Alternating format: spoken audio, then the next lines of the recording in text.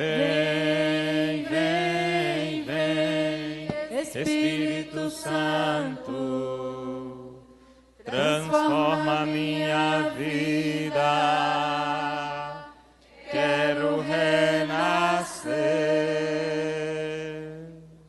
Louvado seja o nosso Senhor Jesus Cristo. Para sempre seja louvada e a nossa mãe, Maria Santíssima. Caro Padre Adriano, pároco desta querida paróquia de São Francisco de Fátima, né?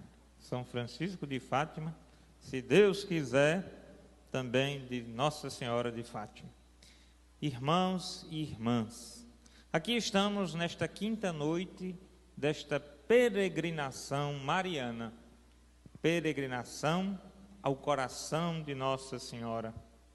Como ela disse, o meu imaculado coração triunfará. O coração de Maria triunfa porque o coração dela é unido ao coração de Jesus. Não dá para separar. É impossível alguém pensar em Nossa Senhora isolada. Só se pode pensar em Nossa Senhora com Jesus. Não tem como pensar na Virgem Maria sem pensar pelo que ela é pura, virgem, santa, pelo que ela é mãe de Deus. Ela é mãe de quem? De Deus, Jesus, o Filho de Deus. Então, tudo que se refere a Maria, se refere a Jesus. Então, se o coração dela é imaculado, o coração de Jesus só pode ser santo, sagrado. Por isso que é sagrado o coração de Jesus. Porque se o de Maria é imaculado, o de Jesus é sagrado, santíssimo. Então, Maria como que vive à sombra do Filho, ou à luz, melhor dizendo, do Filho. Porque toda a dignidade de Nossa Senhora vem do Filho. Vem da graça de que ela disse sim, da graça que ela correspondeu, do chamado, do eis-me aqui, eis aqui a serva, a escrava, aquela que vai se colocar diante de Deus como servidora. E como seguidora, porque Maria também se torna seguidora de Jesus. Ela é mãe e discípula. E até missionária. Porque com certeza Maria proclamou as maravilhas de Deus na vida dela. Como ela mesma disse diante de sua prima Isabel. A minha alma engrandece o Senhor. E se alegra o meu espírito em Deus, meu Salvador. Porque em mim se fez maravilhas. Ou seja, Deus fez maravilhas em Maria. E ela saiu a proclamar, ela saiu a anunciar, ela saiu a fazer o bem. Então, ela saiu para fazer o bem, porque ela estava cheia de Deus, cheia de graça. Aqui nós viemos, porque também nós queremos beber da mesma fonte que Maria bebeu. Nós viemos porque, inclusive, celebramos domingo, Pentecostes, somos impulsionados pelo mesmo Espírito Santo ao qual Maria correspondeu para ser mãe. O anjo disse, a sombra do Altíssimo virá sobre ti, e pelo poder do Espírito Santo você será mãe, conceberá.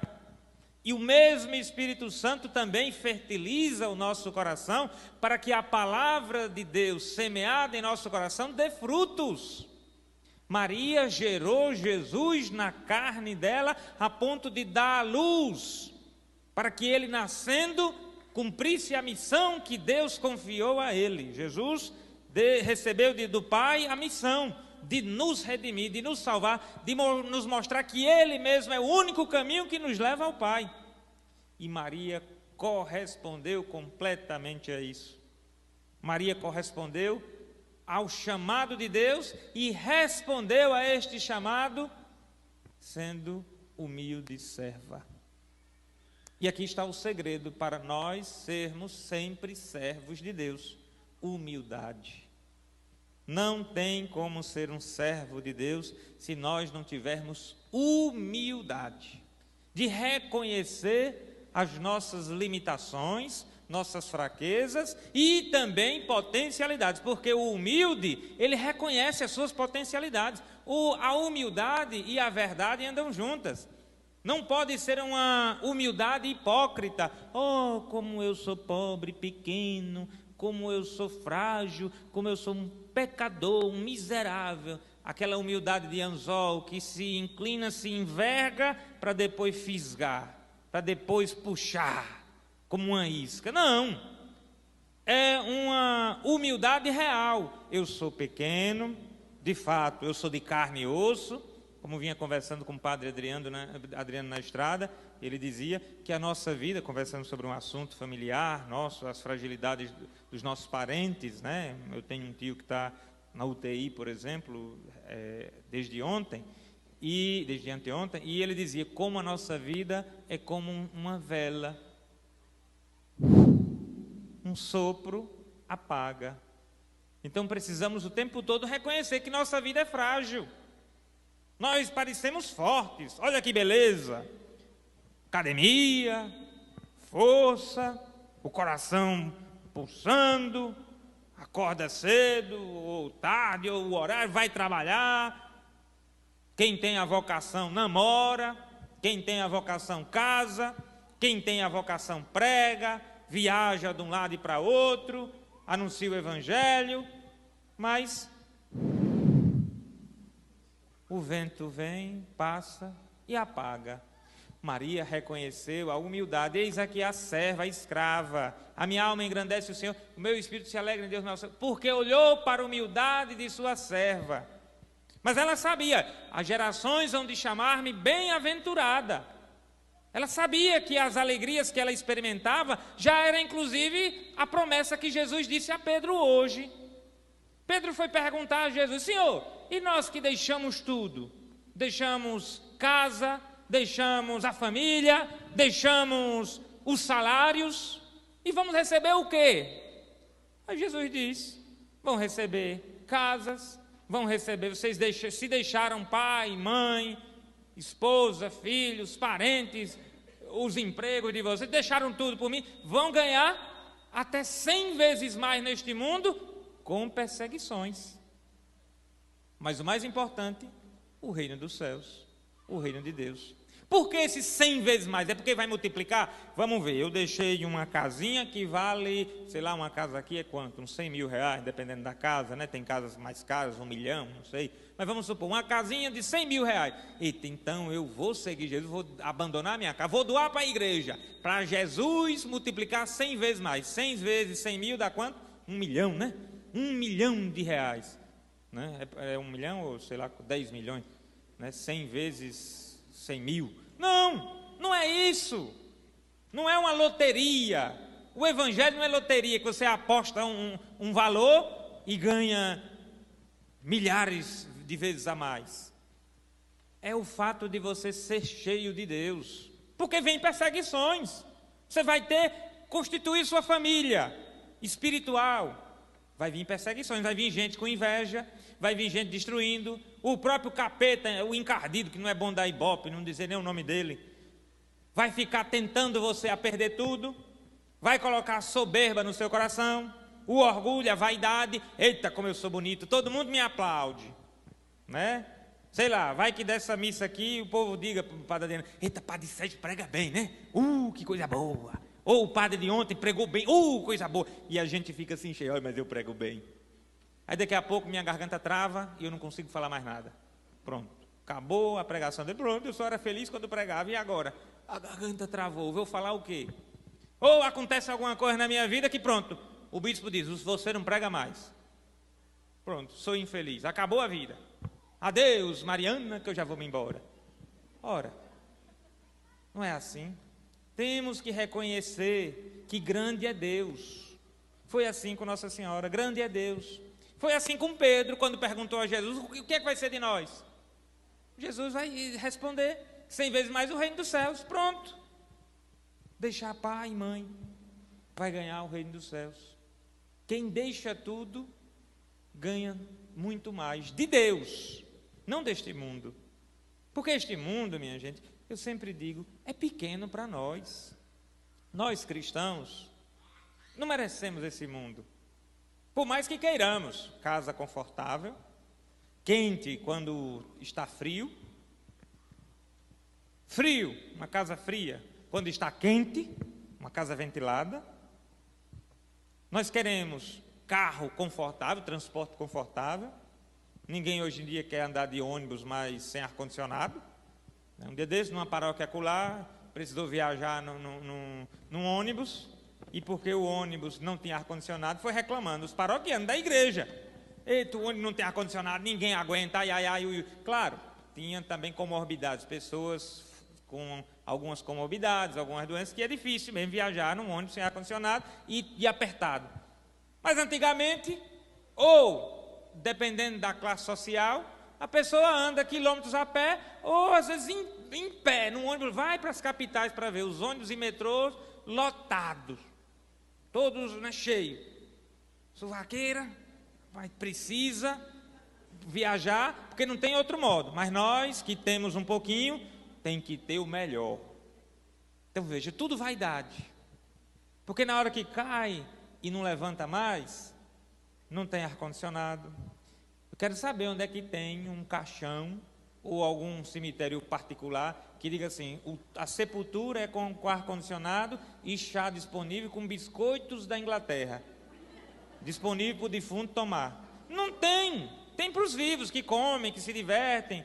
Nós vivos temos tudo nesta terra, em cima da terra, mas é pequeno. O que eu estou dizendo? O mundo é pequeno para nós, porque a nossa alma tem uma sede de coisas grandes. Olha São Pedro quando pergunta isso: Senhor, nós deixamos tudo, vamos ganhar o quê? Quer dizer, São Pedro estava com sede, com fome de algo mais. Eles vendo Jesus, mas ainda não sabiam quem era esse Jesus, porque Jesus vai se revelando no Evangelho, o Evangelho de Marcos. Isso aí, um dos primeiros capítulos, ouvimos hoje. O Evangelho de Marcos, ele vai respondendo: quem é Jesus? Quem é Jesus? Só vai entender quem é Jesus quem perseverar até o fim, vê Jesus crucificado e depois o túmulo vazio. Aí vai mostrar que Jesus era a promessa de Deus, que inclusive o próprio Pedro, ou pelo menos o autor que assume a identidade de Pedro na primeira carta que ouvimos hoje, na primeira leitura, vai dizer que o que os profetas disseram lá no Antigo Testamento como uma esperança que eles sabiam que não iam viver, hoje nós experimentamos, hoje nós temos a salvação. E assim foi com Nossa Senhora. Ei, você que é daqui da paróquia de Fátima, Bahia, devotos de São Francisco, devotos de Nossa Senhora de Fátima, é para vocês, para nós este Evangelho, esta novena este ano. É para dizer assim: criatura, tem alguém mais forte do que os seus parentes, tem alguém mais forte do que os políticos que nos governam a nível municipal, estadual, federal. Tem alguém que nos ajuda a andar na vida, a seguir aquele que é o único. Tem alguém que, quando nós nos esquecemos dele, ela nos ajuda com sua maternidade. Por isso o tema dessa festa. Qual é o tema dessa festa? Qual é o tema? Filho, eis aí a tua mãe. Jesus chama, no alto da cruz, o discípulo amado, provavelmente João, o evangelista, o discípulo amado. E ele diz: filho, eis a tua mãe. Está nessa bela blusa de vocês aí, né? Filho, eis a tua mãe. Ou seja, eu morro, mas eis a tua mãe. Acolha Nossa Senhora em tua casa, acolha Maria, acolha minha mãe na tua casa. É minha, mas eu te dou. Jesus diz isso a você hoje. Nossa Senhora é nossa mãe. E que Deus nos ajude, que logo o bispo decrete Nossa Senhora de Fátima como copadroeira. Porque é uma riqueza espiritual para um lugar que já tem o nome de Fátima, né, o nome da cidade na qual ela apareceu em Portugal, e aqui, como devotos de Nossa Senhora, ela seja também aquela que com São Francisco nos aponta Jesus. Jesus diz no coração de São Francisco: reconstrói a minha igreja. Ele pensou que era construir uma capelinha lá na Itália. Não, é reconstruir com humildade. O gesto de São Francisco é de humildade, de pobreza. Irmão Sol, Irmã Lua, Irmã Terra, irmão, irmão Lobo, o irmão, o irmão humano, todos somos irmãos. Porque se somos filhos de Deus, filhos de Nossa Senhora, somos irmãos. Aprendamos, amados e queridos desta cidade de Fátima. Aprendamos, irmãos que nos acompanham, não sei de onde, nas redes sociais. a sermos irmãos. E tenha humildade de pedir perdão enquanto é tempo, viu? Peça perdão e perdoe. 2 coisas que a gente tem que fazer antes de morrer: pedir perdão e perdoar. Antes de morrer, que Deus te conceda essa graça. Porque se não for antes de morrer, meu filho, eu não garanto nada. Já não garanto nada agora, porque quem garanta é Jesus, né? A gente não garante nada, a gente propõe. E por isso que nós, sacerdotes, estamos, em nome da igreja, perdoando os pecados. As confissões, a confissão, o sacramento da reconciliação, é o momento de dizer: a igreja, Jesus te perdoa pela igreja. Eu te absolvo os teus pecados. Né? Nós, sacerdotes, perdoamos. Porque é a tentativa de que cada ser humano perdoe a si mesmo, perdoe o seu próximo, peça perdão ao seu próximo que ofendeu, que tem alguma ferida entre os dois, e acima de tudo o perdão de Deus, que ama a todos, que nos deu Jesus como Salvador, e que a mãe dele é também, por causa do Filho, a nossa mãe. Que aprendamos dela a sermos melhores filhos de Deus. Louvado seja o nosso Senhor Jesus Cristo.